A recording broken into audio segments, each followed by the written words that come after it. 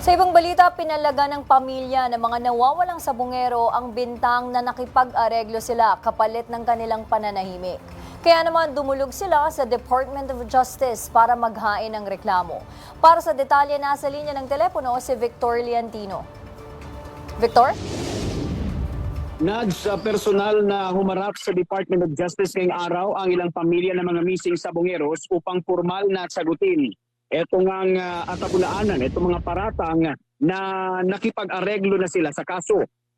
Tumalang sa preliminary investigation ng mga kaanak at nagsumite ng kanilang counter affidavit laban sa reklamong obstruction of justice na inihain ng isa pang grupo ng mga pamilya ng mga nawawalang sabongero. Iginit ng grupo na walang katotohanan ng aligasyon na tumanggap sila ng bayad mula sa kampo ng negosyanteng si Atang Ang kapalit ng pag-urong sa kaso.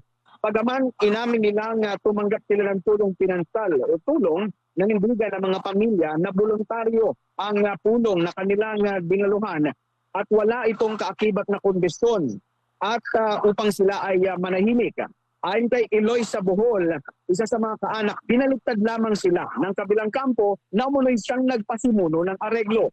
Marinding pinabulaanan ni Bohol na nagpabayad sila, aniya patuloy ang kanilang laban at inihintay na lamang ang unang hearing matapos na ang ilipat ang kaso sa Quezon City. Hindi po kami watas sa kaso. Wala po pong nangyayaring hearing kasi po yung kaso namin Santa Cruz nilipat pa po sa Quezon City kaya wala pa pong hearing na nangyayari. Tuloy pa rin po yung laban ng kaso namin. Samantalang ay matatanda ang una ng itinanggi ng kampo ni Ang itong anumang uri ng negosasyon o inalok na areglo sa mga pamilya ng nitong mga nawawalang sabongero. Nad.